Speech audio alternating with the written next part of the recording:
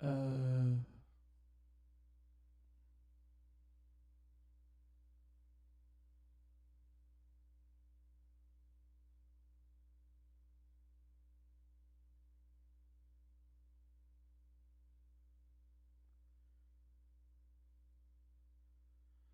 okay, it shows that I'm live. I have never done this on YouTube before. Um, it's working.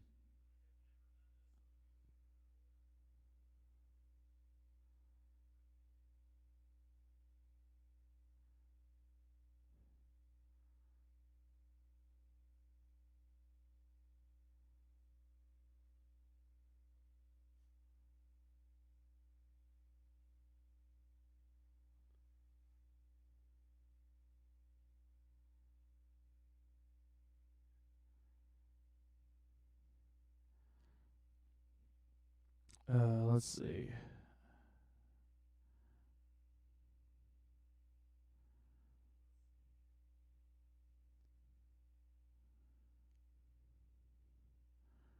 Let's see if this works at all.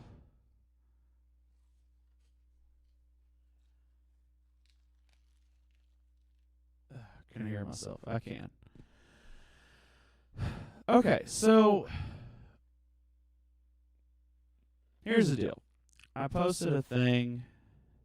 Ah, we may go back over here. I posted a thing the other day asking my fellow musicians about if uh, people ever ask them about their favorite songs, if they ever ask them to play their favorite songs. Um, and it brought up a bunch of discussions uh, about all kinds of stuff. So it got me to thinking about some of my favorite songs because the request was, and I get it all the time, the request is, we'll play your favorite song. And more often than not, when I do that, it's crickets. The people, they don't know the song that I'm singing because generally, and I found it to be common, though not widely common, I've generally a musician's favorite song is not a song that is super common. Like, I'm trying to think of an example. Okay, Matchbox 20, hugely popular band, one of my favorite bands.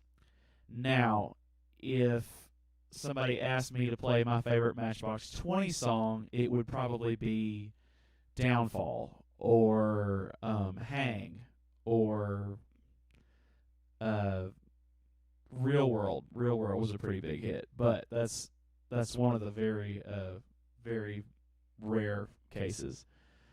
But most of the time, that's what I'm getting at. Most of the time, the songs that I like the most are not top 40 hits.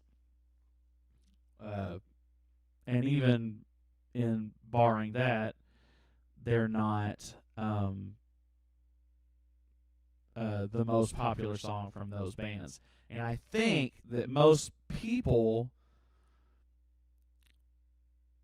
most non-musicians, I think, I could be wrong about this, but I think that most people's favorite songs by a band are generally going to be something that was on the radio. So, whereas I'm a huge Matchbox 20 fan, I've listened to all their stuff, and some of the ones that I like the best are maybe not their bigger hits. What might be is that if somebody else says, "Oh, I love Matchbox 20," their favorite song might be 3 a.m. or Unwell. And there's nothing wrong with that. Those are both killer songs. But what I've found to be is that super fans get into stuff that maybe wasn't in the mainstream, and musicians do it, I think, more so than your general population. So what happens there is, I don't know how to look at my chat on this. Oh, there it is. There it is. I may not even have anybody listening, but what I thought I would do is, oh wow, okay. What I thought I would do is kind of go through some of my big light bulb moments and show some of my favorite songs and some of my favorite bands, because they definitely cross over. My light bulb moments absolutely turn into my favorite bands.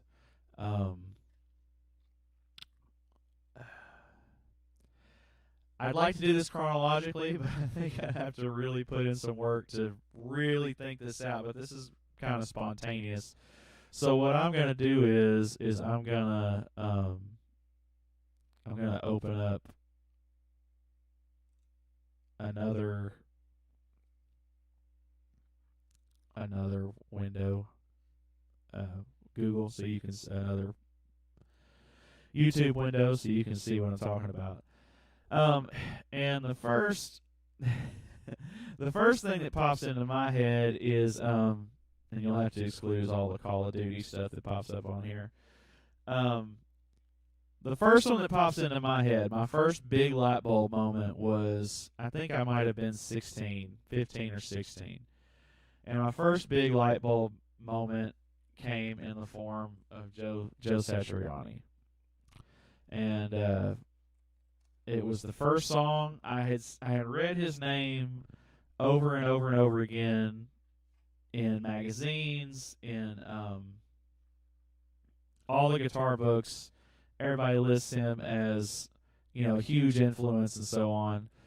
I'm actually going to turn all this a little bit. I haven't set this up very ergonomically, so bear with me for a second. Let's see if I can get this better.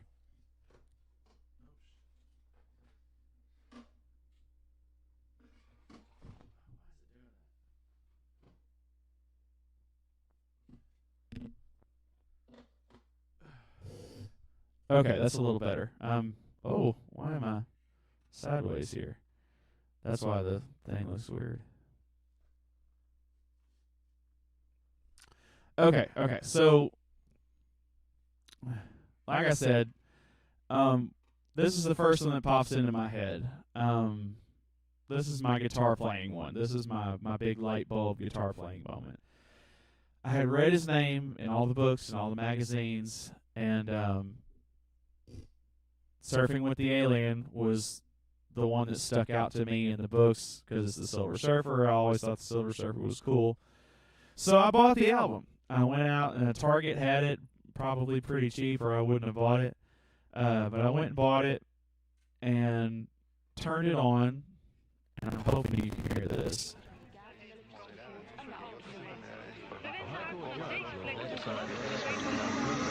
Okay, there's no one that you can. So what happened was,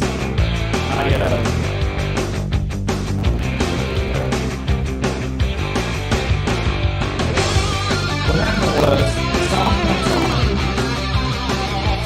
and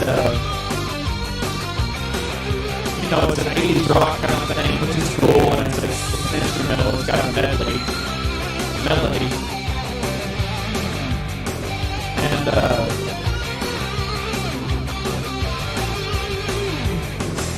keeps going. And I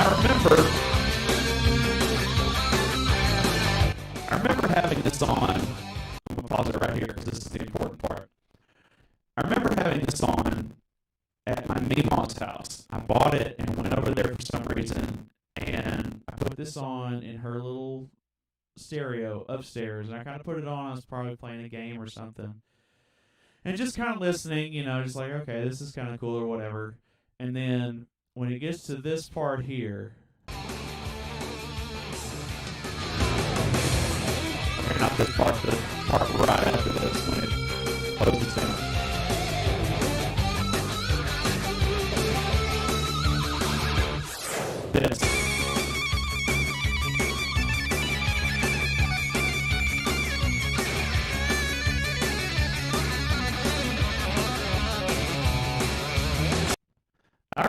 hearing that, I remember being upstairs and not facing.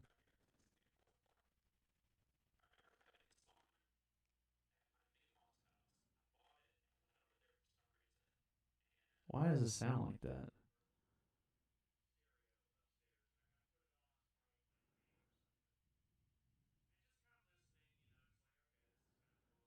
Okay, sorry. I'm trying to make sure all this is working. I don't know how well any of it's working. I'm gonna turn that off, I think.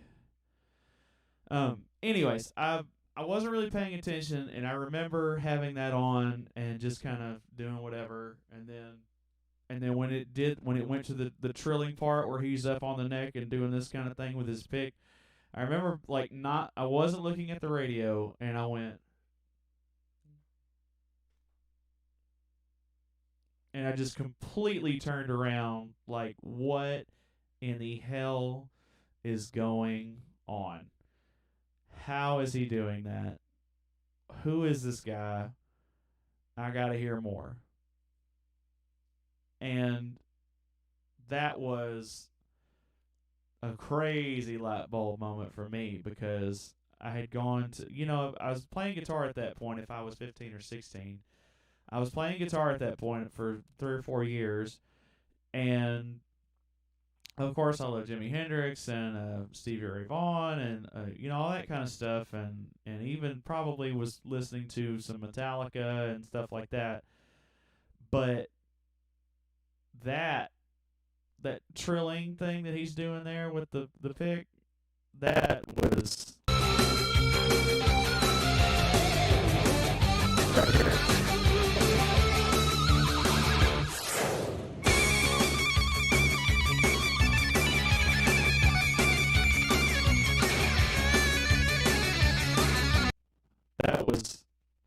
That was more than I was ready for. That was transformative. So of course I got super into him and started listening to more of his stuff. All his albums. I don't think I had all his albums, but I had a lot of them. And the one that I really delved into was the Live in San Francisco DVD. I used to wear that thing out. I would sit in front of it and just learn song after song after song. That's not to say I could play them perfectly, because I still can't, but getting as much of it down as I possibly could. And this is a shining example of like some of my favorite songs. People ask me to play my favorite song, and I'm just like, man, I can't play some of this stuff. Something like this, songs like this that are just crazy hard to play. And the next example I can think of that's not in the guitar playing world is the Screaming Cheetah Wheelies. They're one of my very favorite bands. They are my favorite band. The Screaming Cheetah Wheelies are incredible, and how they never became just this incredibly huge, successful band, I'll never know. I'll never understand it. I absolutely love everything I've ever heard of them put out. I could listen to all 3 of their albums front to back, no problem. And I do all the time. But the one that got me was Hello from Venus. And that's the one that was on the radio. The local stations would play that back when local stations did that kind of thing. Of course, they don't anymore. But back in the day, your local radio stations would play semi-local bands. And I don't think they were semi-local. I'm pretty sure they're from Tennessee. But you'd have up-and-coming stuff. And now all the rock radio we have here is just classic rock, and you're going to hear the same 40 songs day in and day out. And it sucks, and I don't even listen to any of that crap anymore. But Hello from Venus was the one on the radio. Now at healthcare.gov, millions more people can afford health coverage. In fact, 4 out of 5 customers can get a plan for under $10 a month. Sign up now at healthcare.gov.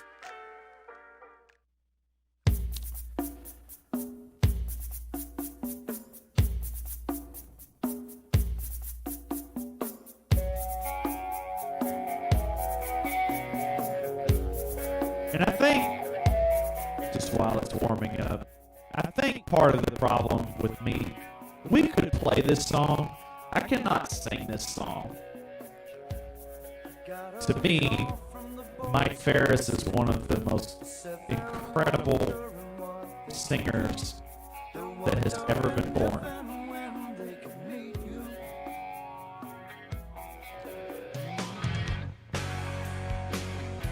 And something else started to make sense to me in this song too. Just the different layers. In my left ear, I can hear that wah-wah, that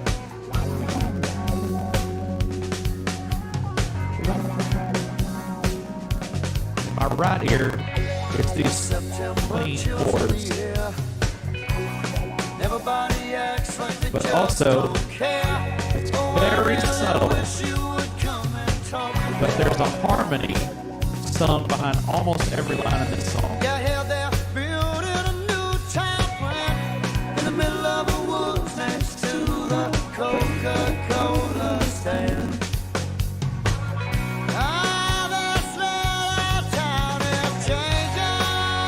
And stuff like that just matters so much to me now.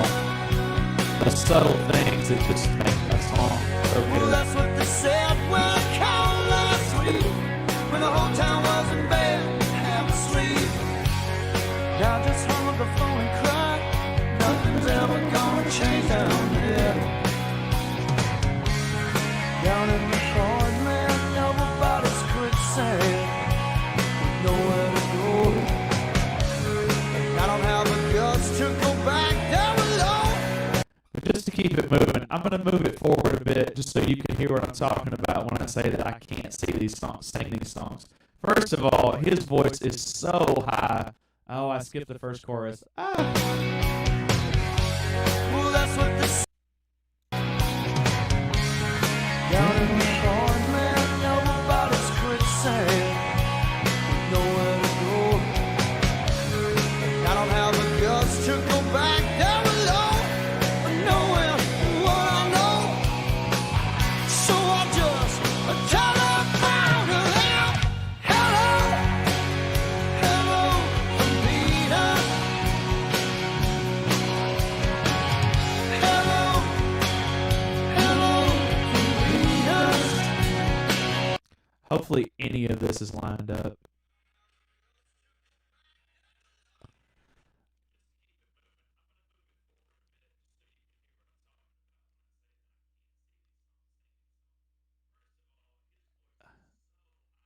Oh my God, I hope y'all are not hearing it like that.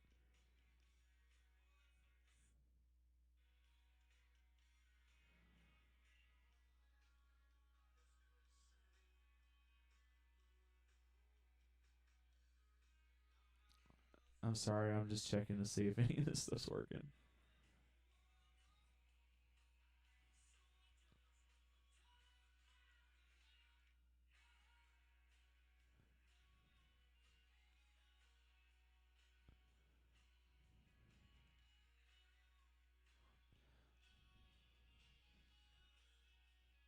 Okay, it is working. Anyways, I'm sorry. Like I said, I've never done this before. I'm just trying to make sure it looks good at all. I hope my voice is not totally screwed up. I hope. We'll see.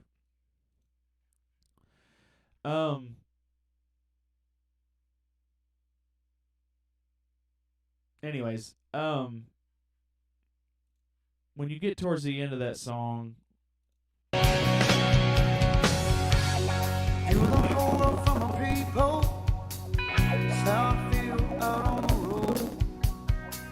Somehow through my eyes, I've managed to detach myself and I start crying all the time. It says it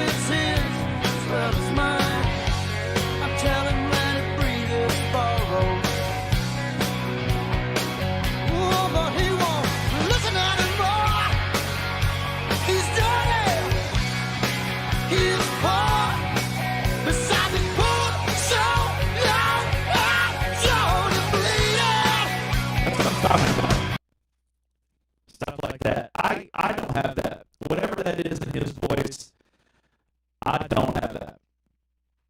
It's I just don't. I bet you that's what it is. I just don't have that in my voice. And when he does it, he can get his voice so high, and it's crazy, and I just can't do it. So that's kind of what I'm up against when people start talking about play your favorite song. I can't do it. I've tried to play this song. I've tried dropping this song like 2 whole steps. I still can't do it. And then it sounds bad when, because it's way too low. Mike Ferris is a beast. If you've never listened to these guys and you like Southern rock and stuff like that, it's my favorite band. This is my favorite band, my favorite song on my favorite album by my favorite band. This song right here. And they have, so much more. The first album is super Southern rock. This is a little more modern. And then the third one is crazy. There's such an eclectic mix of styles on it. But anyways, as for the next one that we'll go over, I'm going to go over Matchbox 20. Because that was a light bulb moment for me. That was, I'm not sure how old I was, but when I was 13 or 14, maybe, I was at Pine Street, maybe even West Lawn. So I might have even been like 11 or 12. We had a band come to our school, and I'm sure it was a Don't Do Drugs presentation or something, but they played music. They played current songs, and they played music, and they had like a skit going on, and they sang and they did all this stuff, and it was cool. It was like, especially for a middle school presentation of whatever kind it was really cool. And they played a Matchbox 20 song. I know they did, because I heard it years later and was like, that's that same song, and was like, I can't remember which one it was now, but the light bulb moment for me was Real World. I was in Michigan with my cousin Matt, and he had this tape, and he was just like, you got to listen to this song, you got to listen to this band, I think you'll like them. Matt was doing me a favor because he doesn't like music like this really, but he's just like, you got to hear this band, I think you'll like them, and he put on Real World, and from that first riff, the most powerful zoom anywhere. Galaxy S21 Ultra 5G.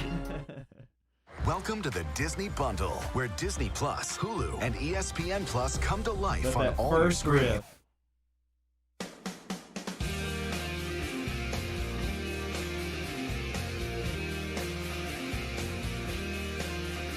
Well, I wonder what it's like to be the rainmaker.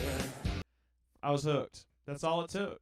That right there, that riff, that guitar riff, and then the bass backing it up, and just this singer, Rob Thomas, I love that man. I love him. He's so good. And, oh man, I don't know if you can see it. That's one of the next ones. That's one of my next songs that I was going to talk about. All right, well, this algorithm has got me down pat then. But Real World was a light bulb, an absolute light bulb. It was just, to me, of course, you got to think, this came out, I don't know when this came out. That says, that's when the video was posted. If I was 13 or 14 years old, then it would have been in like 2000. And that seems late to me. So it may have been something like 98 or 99. I honestly don't remember. But that song was just, holy crap, who are these guys? And then, of course, I think the next song you get is Long Day. I think that's the next song. And then you get 3 a.m., you get Damn, you get Cody is on here, Hang is on here. The whole Back to Good. Oh my God, Back to Good is so good. This whole album is a banger from front to back. It is so good. And this was one of my big albums. This is one of my biggest albums. There's no telling how many times I've listened to it. Just hit Real World and just let it go and just let it play. I mean, how many albums do you have that you can do that with, where you can just start at the first one and just listen to the whole thing front to back?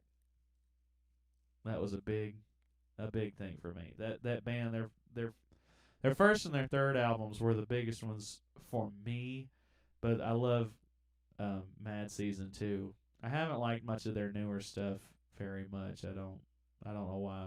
It just doesn't have the same flavor to me. I liked Rob Thomas's solo stuff, but anyways, that's kind of not the point. The next band album that I wanted to talk about, like I said, got popped up right here. Hey Jealousy. This is not the song that got me. Found Out About You was the one that got me, but this is the right album. You're here for a reason. Oh no. Sorry about the ads. I don't know how to get around.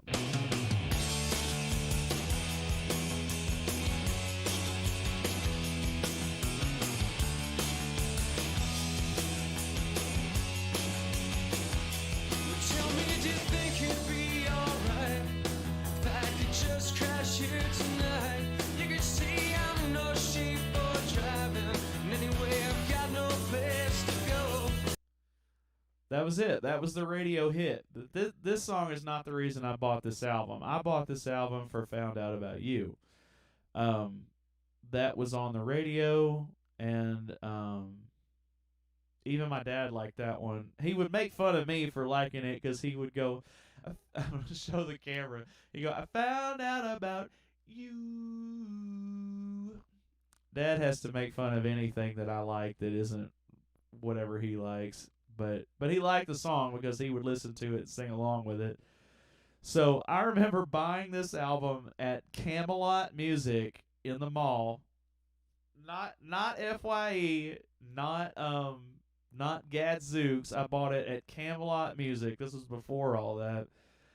And I paid like $19 for that album and was like, oh my God, like that was, at the time, every album was like 10 or 11, and I paid 19. I remember thinking, oh my God, that's so expensive. Why is it so expensive? But I bought it. That was the first CD I ever bought with my own money. I bought tapes and stuff, but that was the first CD I ever bought. And Found Out About You was the reason I bought it, but again, I can listen to this album front to back. No problem. Oh my God, this algorithm has got me down pat. The next album I wanted to listen to is sitting right there. Anyways, we'll get to that. But this album was so good. This is still one of my very favorites. I can't remember what is the first song on it. Is it Hey Jealousy? No, it's not. No, it's Lost Horizons, which is one of my favorite songs too. Lost Horizons. I never thought I'd still be here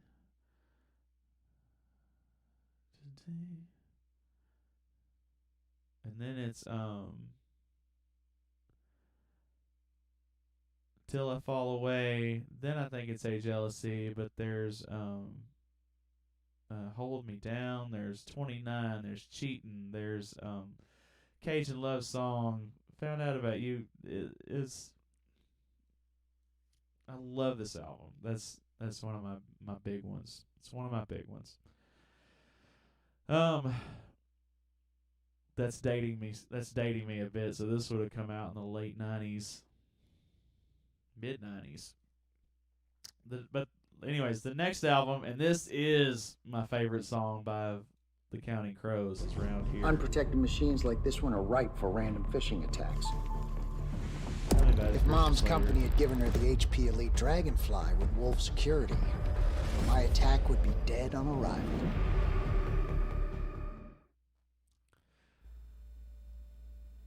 This song, we do perform this song occasionally. It has to be the right place, has to be the right crowd, but we do this one. This song, this is not going to be interesting to anyone but me. This song probably introduced me to my love of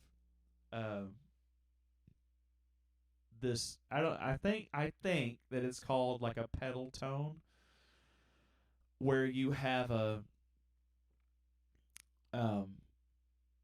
Rick Graham posted a video about pedal notes, pedal tones, and he introduced it as a guitar player, where you hold one note and play things around this one note. And so that's what I'm drawing from for that. What I feel like it is, how I think of it is you have this repeating chord, this arpeggio. Step out the front door. That goes through the entire song. That is there the whole time, except for the bridge and maybe the choruses, but it might still be there, but just way in the background. But what that does for me, what that tone does for me, is it gives your mind a place to rest. So you have that repeating line, that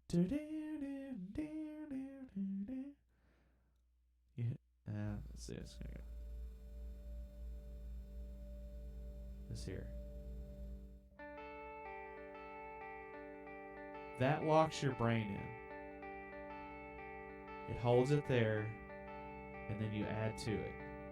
Step out the front door like a ghost into the fog where no one notices the contrast of white on white.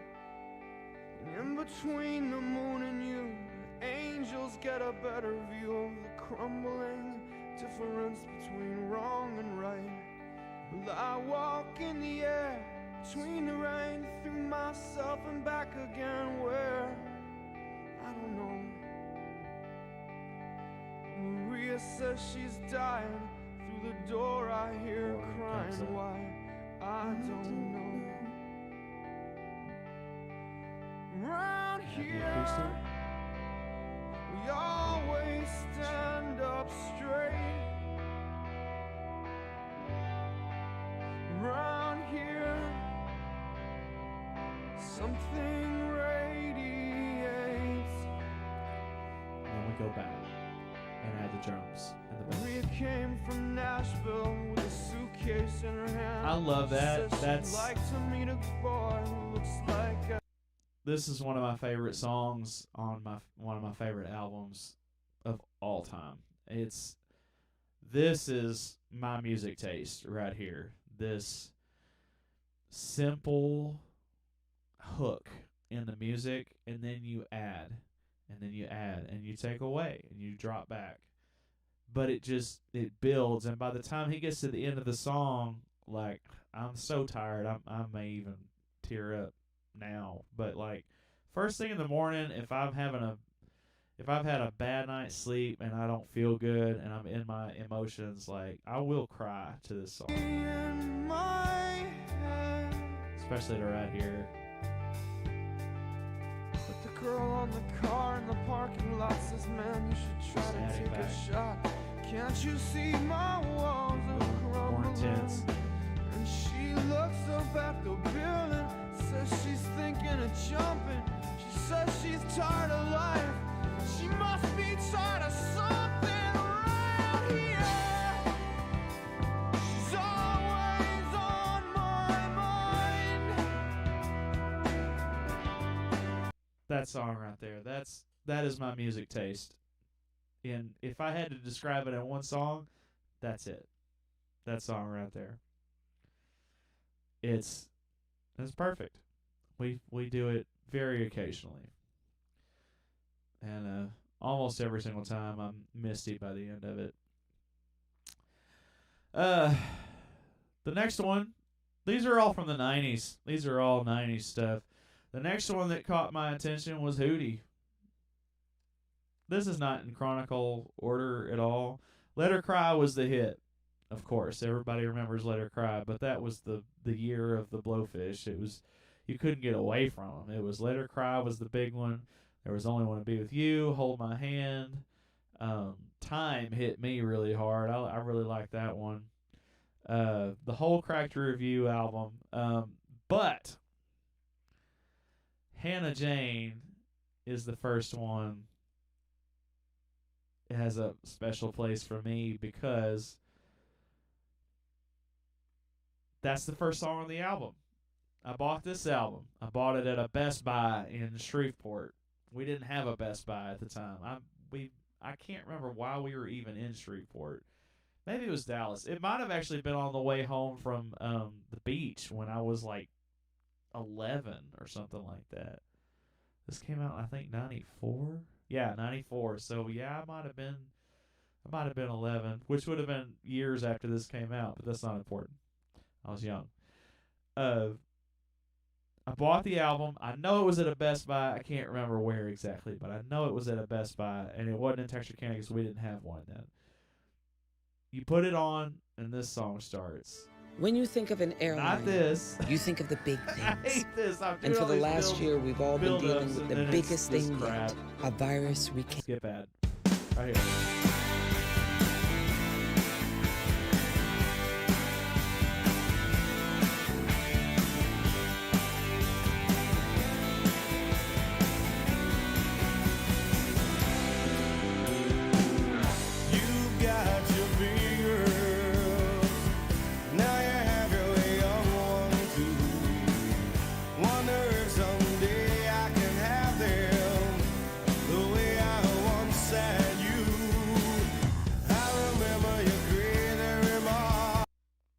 That I love that. That's the first song on the album, and we finally Clancy bought me tickets to see him.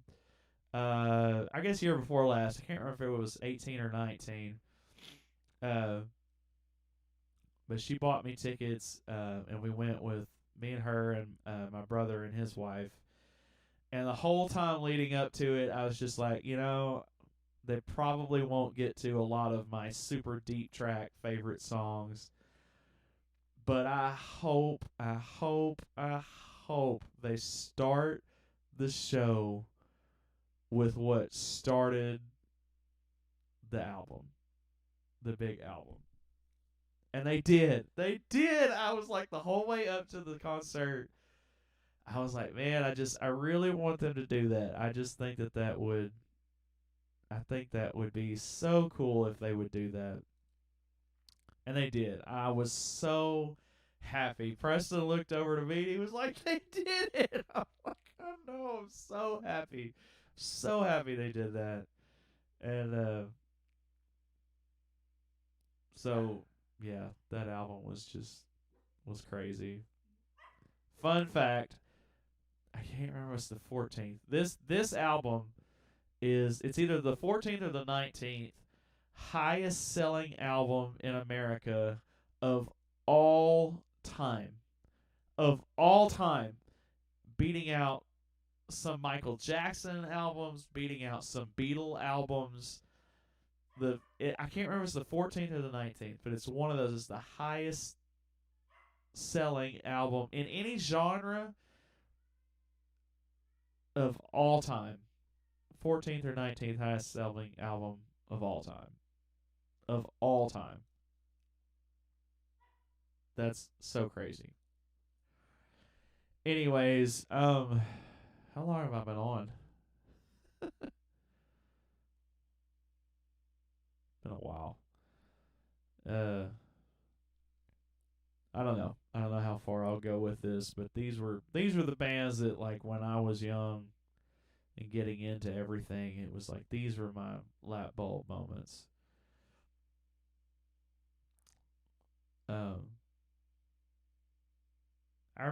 of course, I loved so many songs from classic rock and stuff like that, because mom and dad, I grew up listening to all that kind of stuff, and I have a real love for that stuff. But I was so young when I was introduced to it. Like I don't remember being introduced to it. Jimi Hendrix and Stevie Ray Vaughan were on the radio, and Todd Rundgren and stuff was mom's favorite, and we listened to him all the time. And I love all those people, but I don't have a recollection of discovering them, because they were on the radio, and I became more aware of them as time went by. But it wasn't, like in my formative years when I was like, holy crap, okay, I love this. This is new. I love this.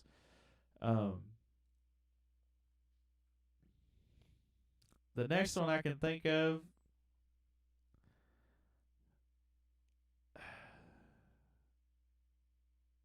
everybody's going to laugh at this, but it has to be said because I was such a big fan. The next one I can think of is Creed. I live in Texarkana, Texas. We have like 5-6 radio stations that play not country, and like I said, this is all we had. This was pre-internet. The internet existed, but like we didn't. It's not like it is now, where you can find anything by anybody, and you have all this choice and all these sources and Spotify, and it wasn't like that. You had pop radio, or you had classic rock, which might play something that was up and coming. So Creed was one of the first, like, I don't want to say heavy, but at the time for radio music, Creed was heavy, because you had stuff like Not With Arms Wide Open, like that song can go to hell. But you had My Own Prison. You had What's This Life For?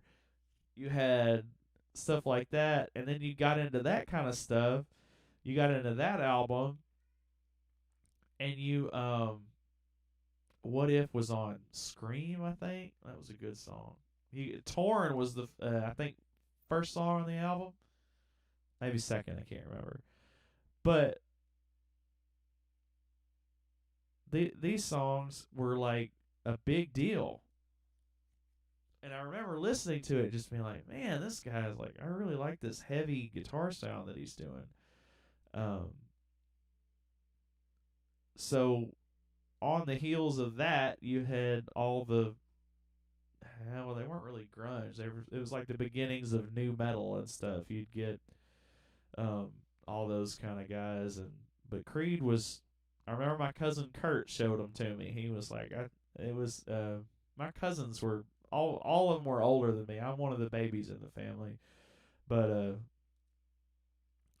they were just like, you play guitar, I think you'll like these guys, and they were right. That first Creed album and the second and third one, their radio hits are nowhere near as good as the deeper tracks, and that goes back to the point I was making earlier about my favorite songs. Because, like, if you ask me my favorite Creed song, which somebody that listens mostly to the radio would know Creed, and they'd expect me to say Higher, or What's This Life For, or With Arms Wide Open, or whatever. They would expect something like that. But really, one of my favorite Creed songs is oh, I forgot the name of it. Faceless Man was one of them. Faceless Man was one of them because it taught me about alternate tunings on guitar. He does a lot of those. I can't remember. I know it's on Human Clay. Human Clay's killer. Creed. I'm just checking Spotify real quick. It was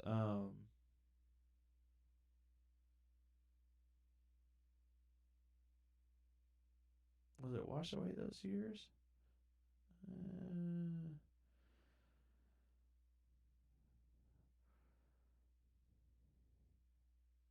I think it's Who's Got My Back.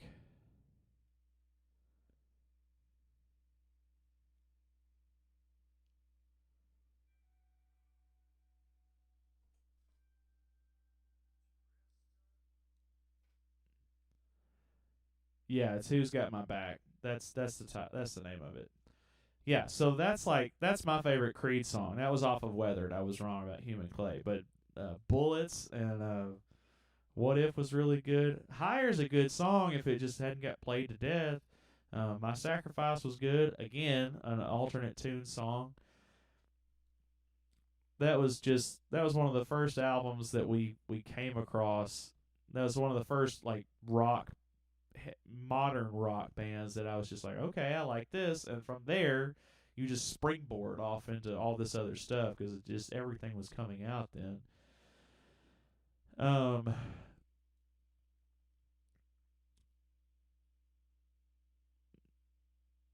It's just, I'm not going to go through all of it, I guess. I guess if people end up watching this and think it's interesting, I can do another one of these, but from there